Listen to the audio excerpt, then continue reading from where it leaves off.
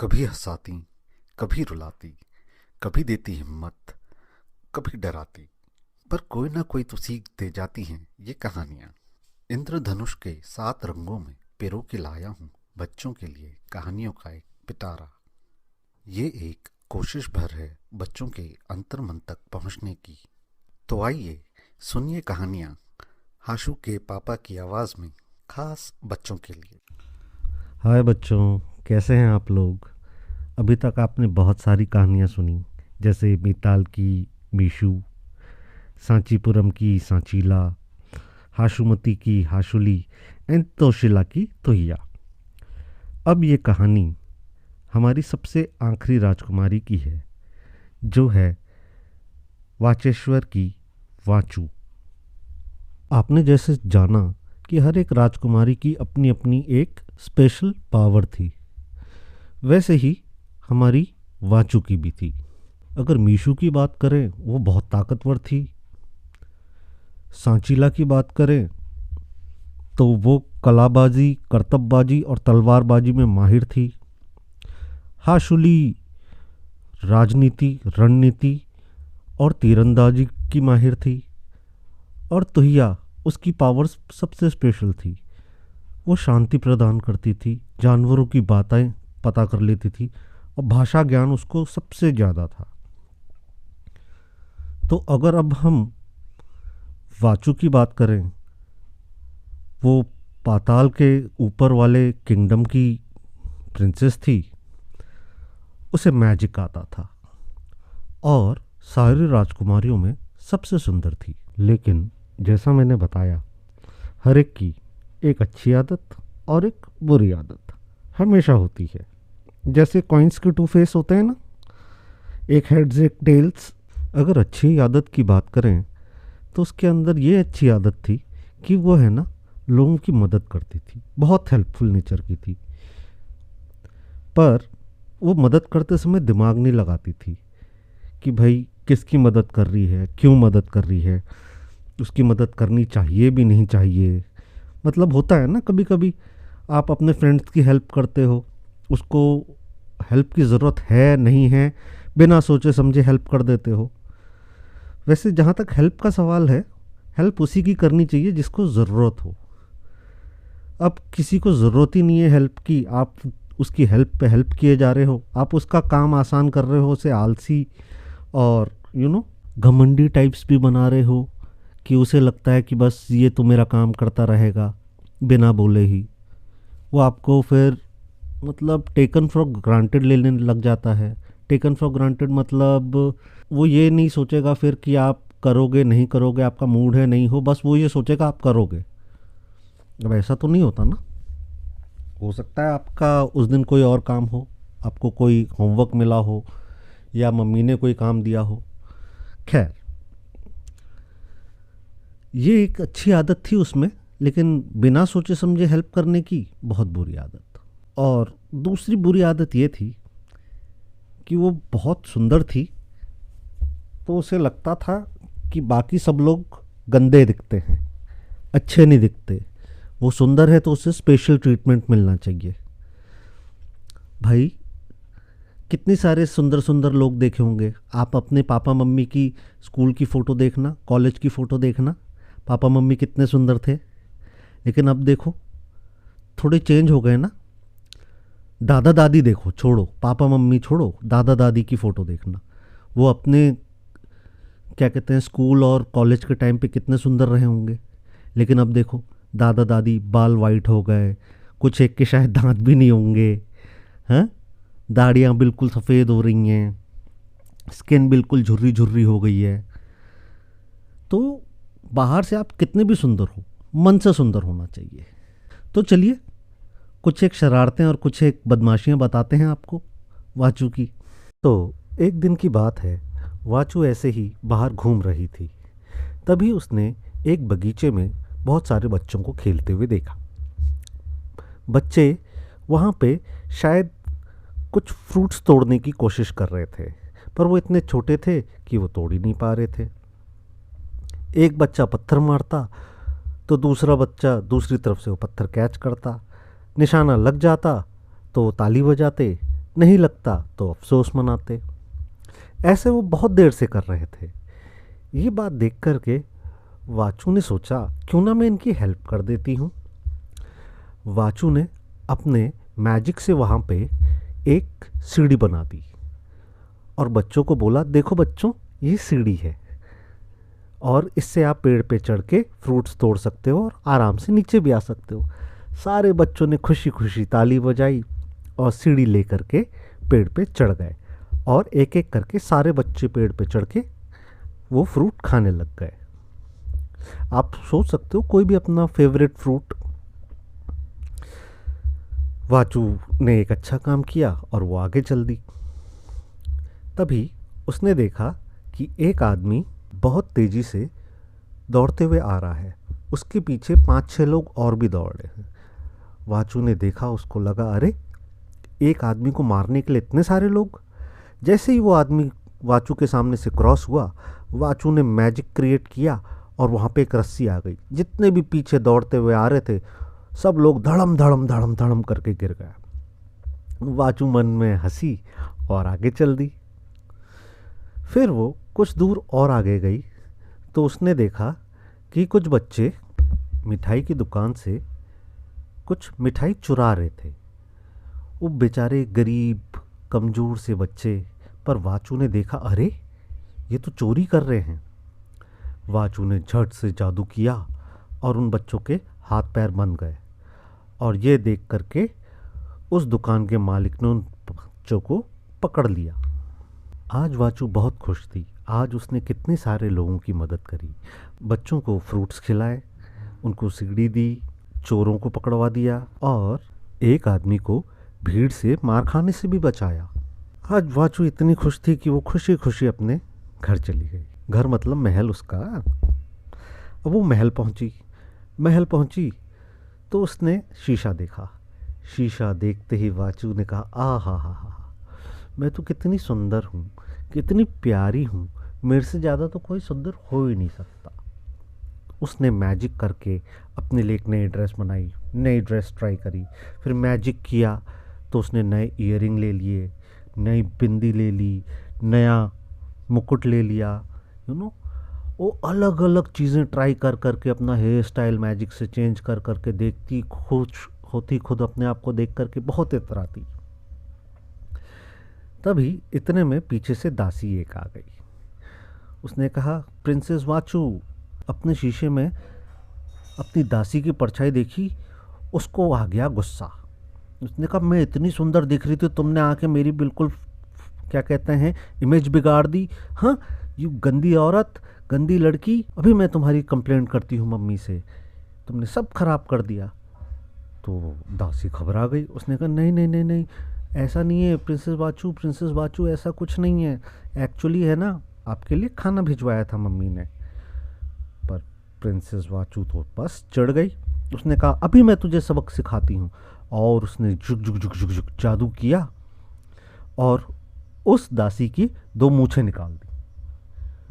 अब दासी बिल्कुल हैरान परेशान, उसने मुंह छुपाया और वहाँ से भाग गई।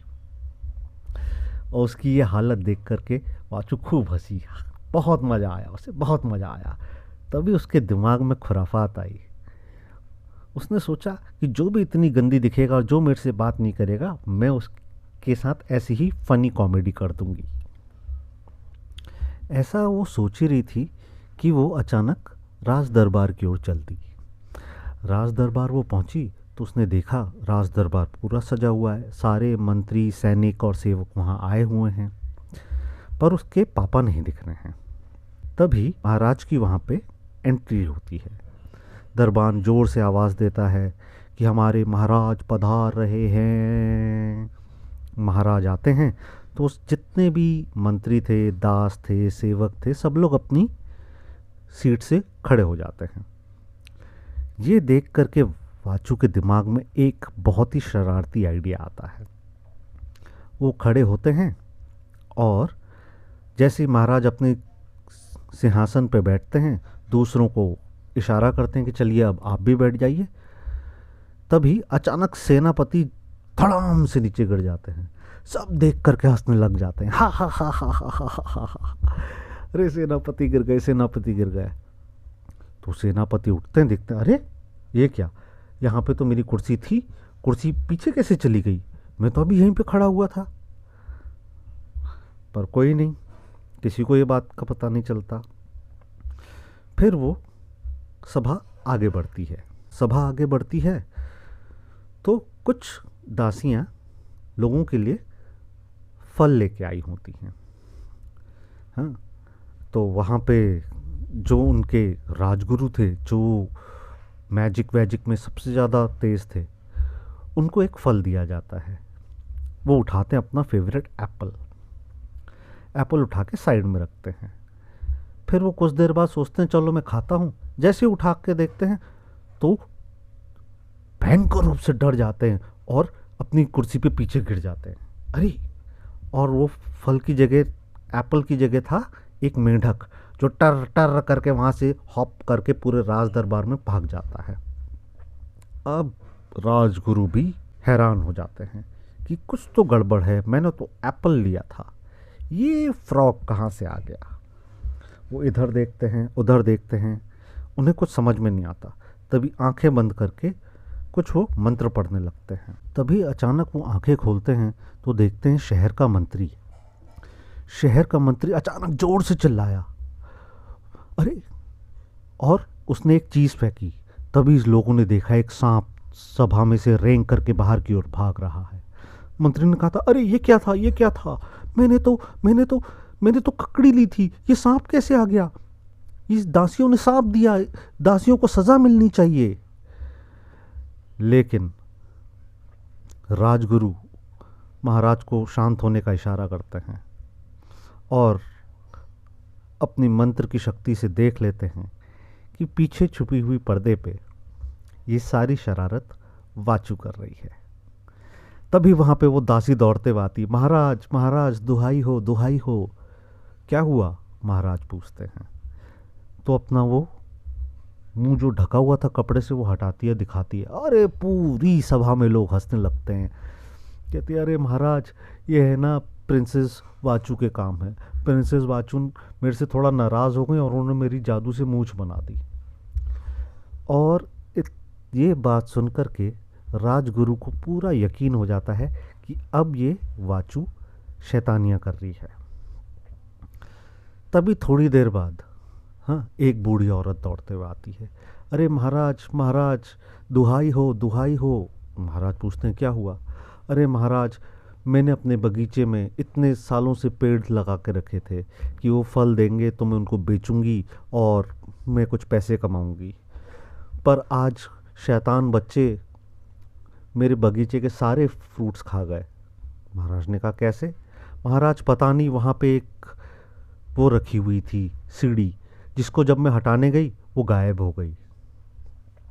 ये बात सुनकर के वाचू हैरान कि ये क्या, मैंने तो मदद करी थी बच्चों की। तभी एक आदमी और दौड़ते हुए आया, महाराज महाराज दुहाई हो दुहाई हो। महाराज बोलते हैं आप बताइए क्या प्रॉब्लम है। अरे महाराज, हमारे यहाँ एक चोर ने चोरी कर ली थी, हम उसका पीछा कर रहे थे कि अचानक से एक रस्सी आ गई और हम सारे के सारे जो पकड़ने वाले थे वो गिर गए। अब वाचू के पसीने छूटने लग गए कि भाई साहब, मैं तो मदद कर रही थी, वो तो चोर निकला, मैं तो उसको बचा रही थी। इतने में एक वाइफ हस्बैंड फिर आते हैं कि महाराज दुहाई हो दुहाई हो।